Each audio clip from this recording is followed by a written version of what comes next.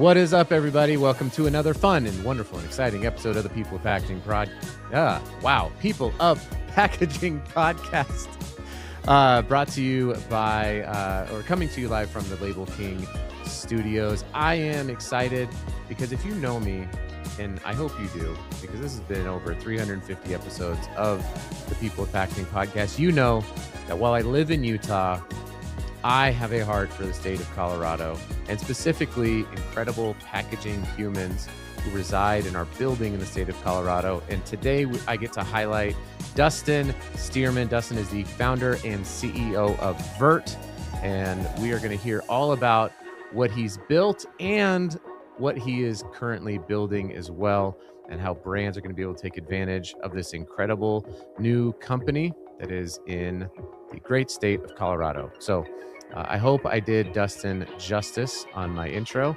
Without further ado, let's get to this interview with Dustin. I love that. So let's start with the fact that we have the experience of literally helping launch thousands of brands and tens of thousands of SKUs. You know, I was fortunate enough to participate in what I thought was going to be a once-of-a-lifetime ride at the time, and it certainly was. Going from 3 million to 120 million in a 5-year period. Incredible experience in packaging. What's up, Dustin? How are you?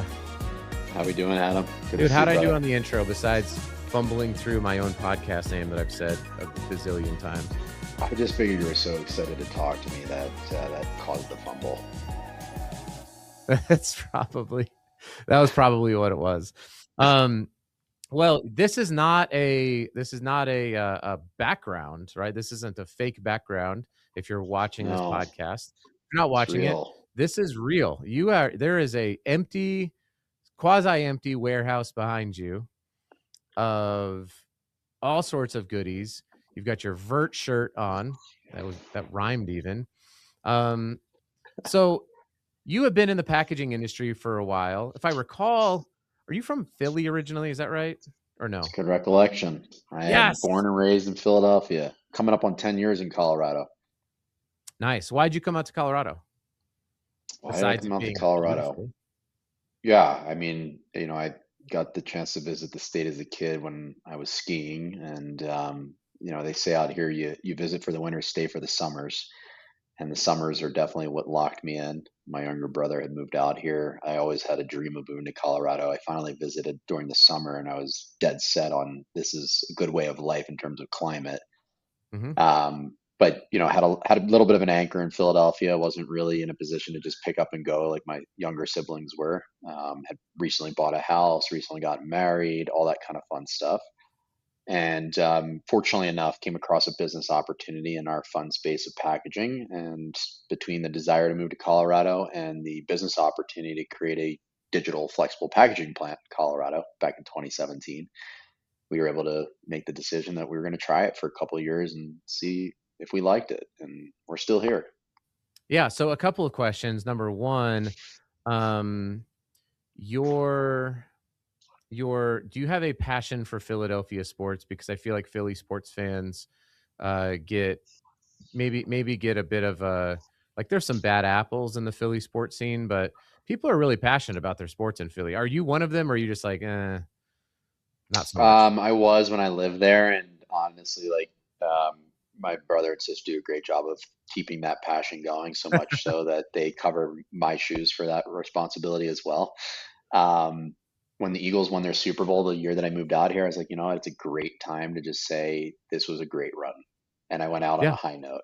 And I haven't stayed as connected to it as many other people do, but had my fair share of going to the vet and watching the birds and being a true Birds fan from being a little boy up until, my early mid-20s. And I would say it's been nice not having the emotional impact of being a Philadelphia sports fan. The way that I once was. As an adult, I've realized that I don't want to outsource my emotional stability to a whole bunch of early 20-year-old men like that I can't control, right? So I love sports. I love watching sports. But when the team, when the Denver Nuggets lose, when they lost to the Timberwolves this year, I was just kind of dang it. And that was pretty much it. But when they won, kept it moving. I flew to Denver. I was out there. I was at the DNVR sports bar. Like I was celebrating. Like the highs are great. And if you can, anyway, that's a Yeah, whole no, other. I mean, I can relate. I mean, when the Eagles won their Super Bowl a couple years back, it was fun. It was great. And when they got knocked out the year before that, I was not upset. I went to bed Yeah. and called it a night. It's actually, it's a little bit more rewarding. 100%. Yeah. So that was my first question. Cause I loved growing up. My dad was from Philly. And so just to be a contrarian, like I loved like Randall Cunningham. He was my favorite quarterback. I started to watch the, like I cheer for like Lenny Dykstra. Sure. And I Yeah. think it was Mike Good old Schmidt. Phils. Yeah. Yep. And Yep. then fell in love with like Theo Ratliff and Allen Iverson. And so I have like I don't know. I enjoy Philly because that's where my dad grew up, at least rooting for him. But like you said, I don't go Well, I down mean, that road. you're bringing back names from my early childhood. It's good stuff. Randall You, was definitely the man running the town back in the day, as was AI in his era. I almost named one of Um, my kids Iverson because that's how much I enjoyed watching Helen. That's not a joke. I he was was like, great. I'm gonna have a daughter. I'm gonna name her Iverson. I'm gonna call her Ivy. Okay, so my second You had it question, all though, figured out. I had it all figured out until I was like, I'm not sure if I want to go that route.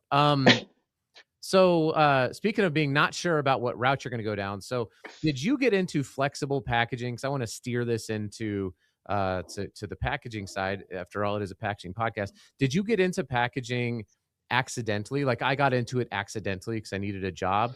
Was this like I see a great business opportunity? I did some research, or were you like I was raised around polyethylene my whole life because my old man worked in the factory? I don't know. Yeah, well, I mean, you kind of hit the nail on the head. It's one of the two, right? Most people don't grow up saying, I want to go into the packaging industry when I get older. So that well, and I say that saying most people, well, that leads to many people who are in it, either grew up around it or to people like yourself who just kind of found their way into it. Mhm. And for me, I did grow up around the industry. I was probably in a warehouse and next to a clamp truck at the age of 3. Um, and, started in the paper industry and actually cut my teeth in the paper industry. Paper obviously carrying over into packaging. As you guys make labels, you've got, paper labels, paper Mhm. liners, paper folding carton, paper corrugated. Fortunately, started to make my way into digitally printed packaging in 2012, supplying self-adhesive labels to digital printers.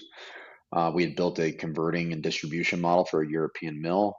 And it was that experience that opened my eyes to digital flexible packaging when I was venturing into FlexPack back in 2014, 2015, and then came across a proof of concept startup facility, real industry disrupting model. Mhm. And it just really checked all the boxes for me. I had the foresight to recognize the model was ahead of the market and ahead of its time.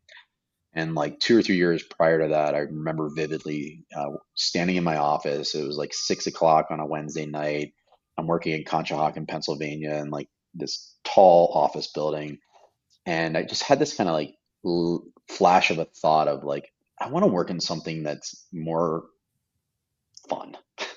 The paper industry is great. It's been great to me, great to my family, and great to many others. But selling a commodity can be a little boring. And I was really like having this desire for fast growth, tech, um, really, kind of cutting edge. And within a couple of years, that opportunity went full circle. That vision and desire was filled, and um, that's my history without going into all the details of Yeah. 10, Yeah, and 10 years in paper before 10 years in digital. yeah, and I'm sure, being in Philly, you probably paid, made the trek down to Scranton, where all great paper companies, Of make TV course. shows. I Um, learned to ski near Scranton. I didn't even know there was skiing there, so that's great to know. Uh, Yeah, okay, so, and, I'm sure if people wanted to kind of follow, your career trajectory over the last 10 years, there is the internet, so we don't have to go through all of that, but because I want to talk about the present and the future. So you launched Vert. I want to say it's been 18 to 24 months. Am I wrong? Yeah, even a little bit longer now.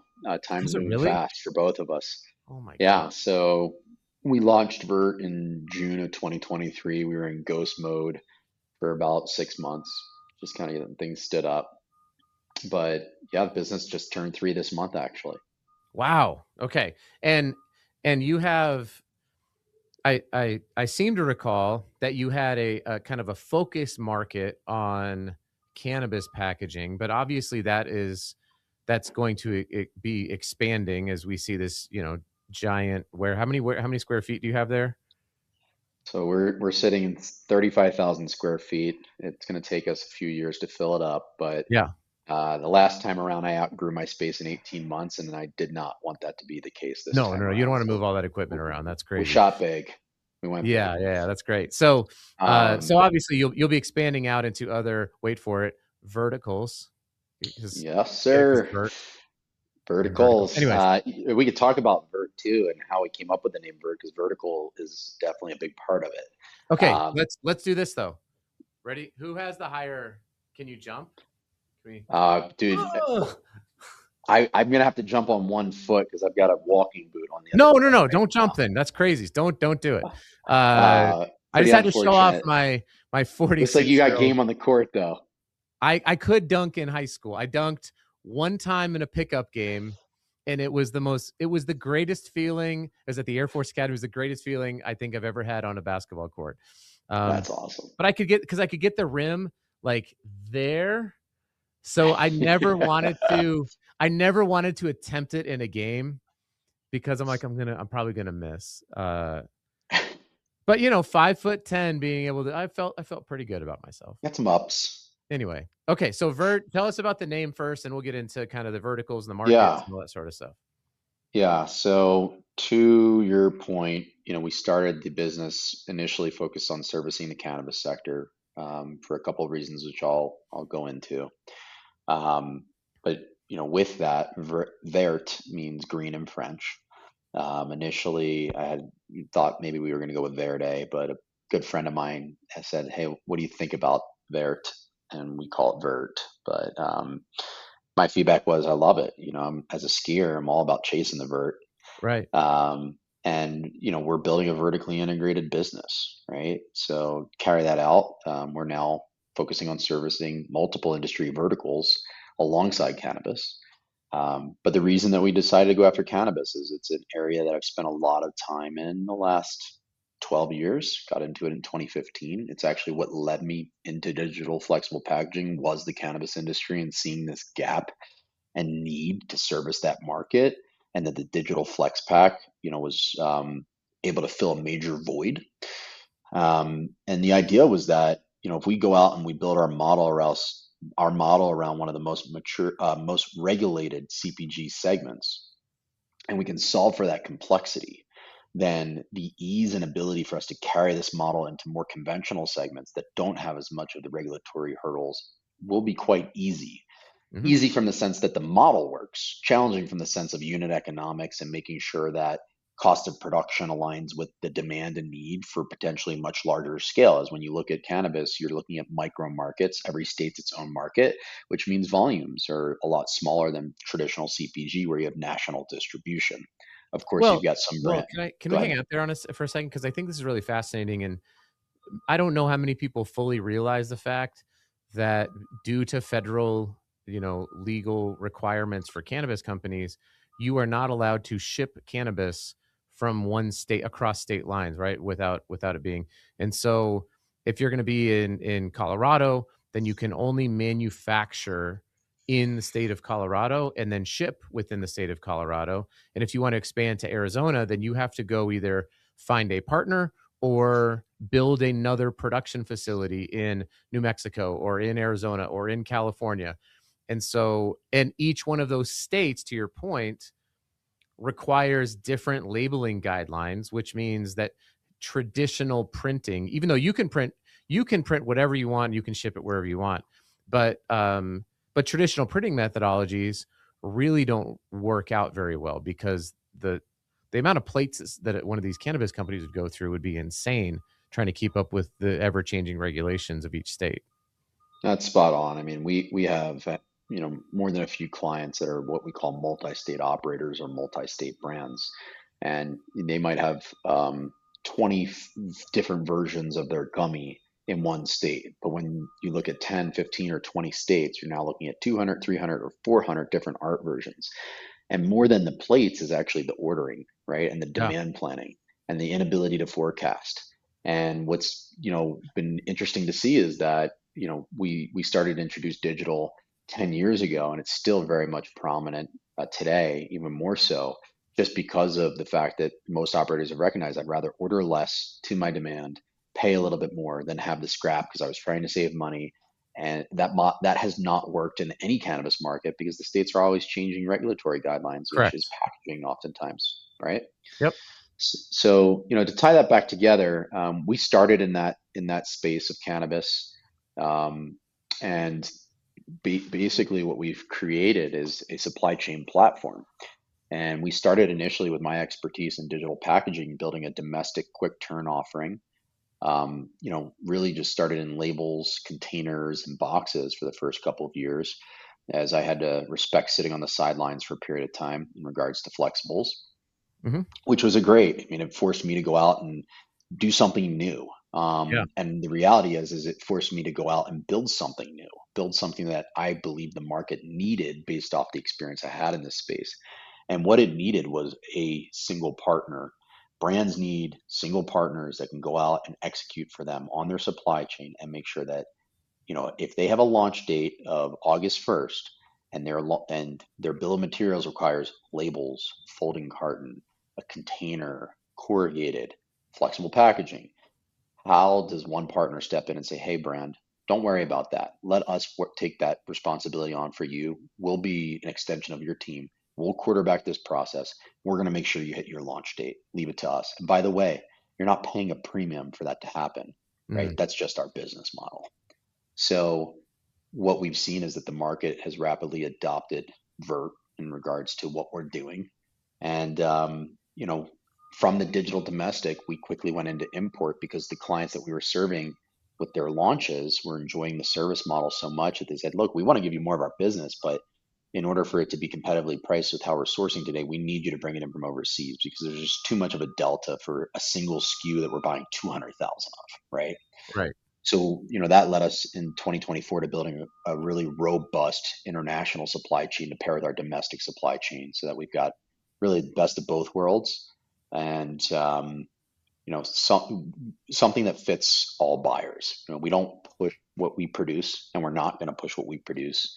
We create custom solutions around customers' pain points and needs. So this is something that I think's been talked about for a while. And I remember I was sitting on a panel at the Digital Packaging Summit, and they were talking about, they're like, well, there's just a lot of like talk, right? And it was like a lot of like, well, over here we really embrace the digital mindset. Over here, yeah, we really embrace a digital mindset. And I was like, and I finally just had to stop the whole panel.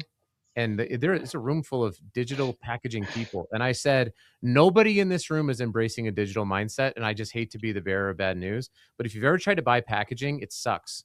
It's a terrible experience, and just because you have some front end automation maybe through like an MIS system and a digital press does not mean that you have a full digital mindset.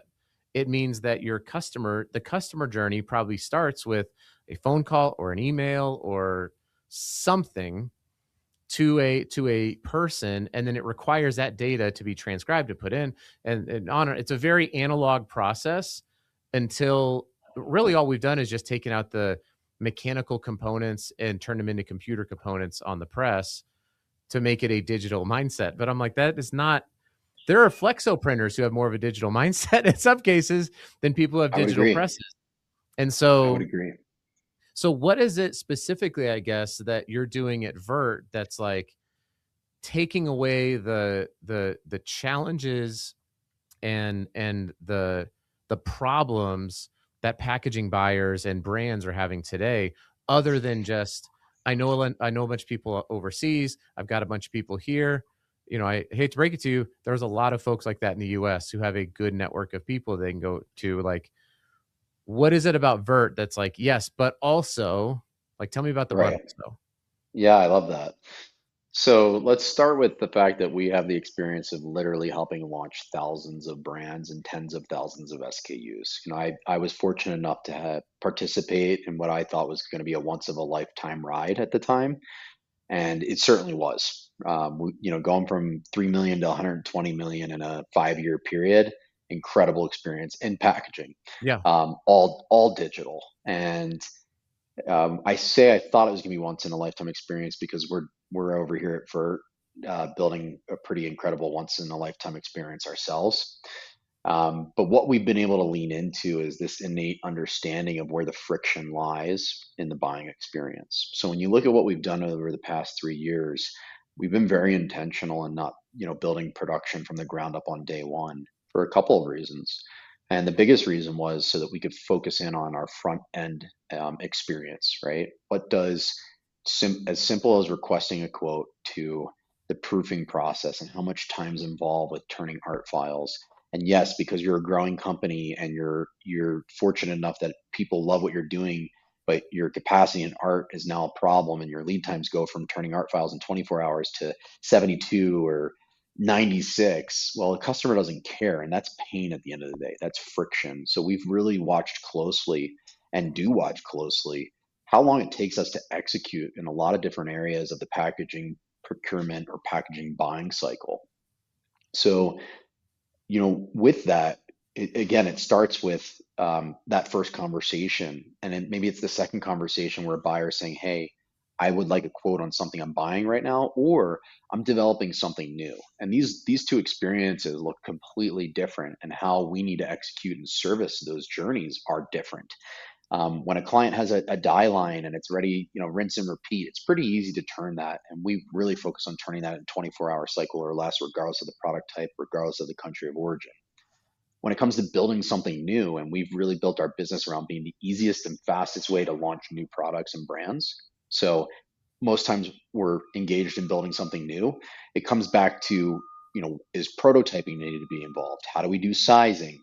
How does that die line creation process work?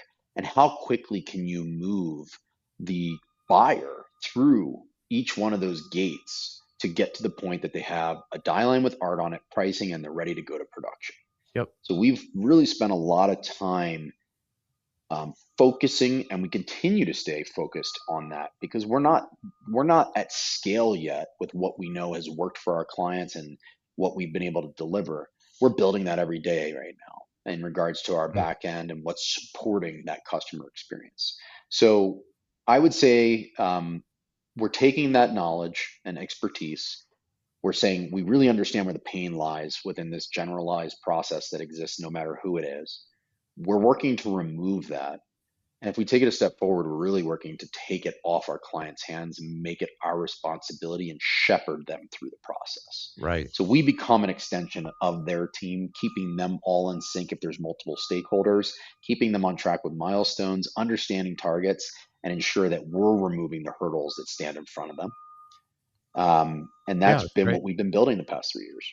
That's amazing. And what's the website, by the way? I haven't even asked that. Yeah, the website is vertpack.com, which is why some people call us Vert Pack instead of Vert. The company is called Vert. Okay, got it. Well, I mean, but it's a solid vertpack.com is a solid URL. It's So easy. I'm sure if somebody calls up and is like, "Hey, is this Dustin from VertPack?" You're not like, click. Like, how dare you, sir, call me call me No, well, by I'll by take my Vert Pack all website's day name. long. I'll take Vert Pack all day long. Yeah, yeah, SEO I'm shows sure. quite a few SEO reports show quite a few people look up Vert Pack. So apparently we've got multiple names. Perfect. Yeah. That's great. Um, well, I had a significant feeling that we were going to get through 20 plus minutes of this relatively quickly, because I feel like there's so much more to Yeah. kind of explore with what you've got going on. So I guess it's kind of we'll land the plane with a little bit like this. So you've got all this 35,000 square feet. What are you actually going to be manufacturing there in that building? Yeah. That if I were in, because you're in Longmont, right? Correct.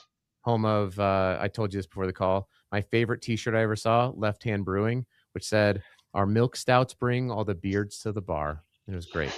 Longmont is a very underrated city, and it's grown pretty cool. It's grown like crazy since I was in college at the Colorado State University, the Harvard of the Rockies. Go Rams. So I worked a lot into that little introduction just to ask this question. What on earth are you actually going to be making in Longmont, Colorado, Dustin?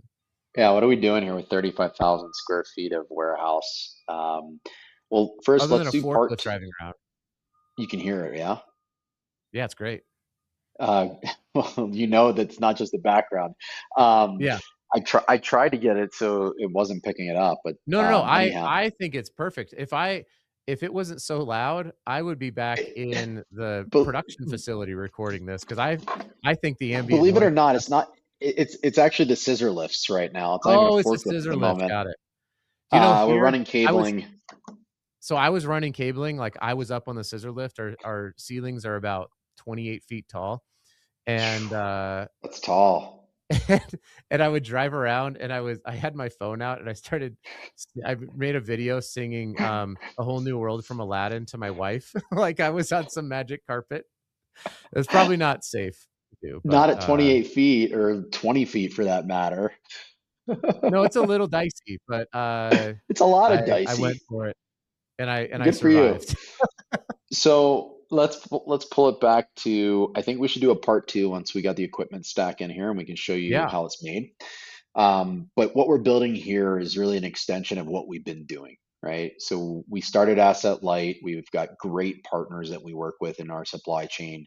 We've, in essence, purchased their excess capacity for our clientele over the last 3 years. We are now building digital packaging production ourselves, including labels as well as roll stock and pouches. We will have 3 pouching lines running before the end of 2026, with the capacity to do between 3 and 4.5 million pouches per month. This facility, very intentionally selected with the ability to scale. I'd like to see this in due time that we're upwards of 8 to 10 pouch lines and somewhere in that 10 to 15 million pouch per month of capacity. I think it'll take us about 4 or 5 years to completely fill it up, and we'll see where the universe takes us. But this is really our commitment to our clients that we serve today, and saying, hey, as this company continues to grow, we're going to make sure that we protect the lead time and our service levels. There's a reason that you've put your trust in us, and we're going to make sure that that trust remains intact, and we take our service levels to the grave at the end of the day. Reputation takes a lifetime to build, and I've lived it. It takes minute, hours, days to ruin, and then years again to repair. So we're very intentionally getting ahead of our demand requirements for 2027. We've been fortunate to grow the business 75-80% year over year the past couple of years. We did, second year of business, we were 5.6 or 5.8 million in revenue. We budgeted conservatively at 8.5 this year. We bumped it up closer to 10. We want to be a $20 million company next year. So if we want to be a $20 million company next year, we got to have the capacity to support it and continue to turn products in a 3-week turnaround time. That's our plan.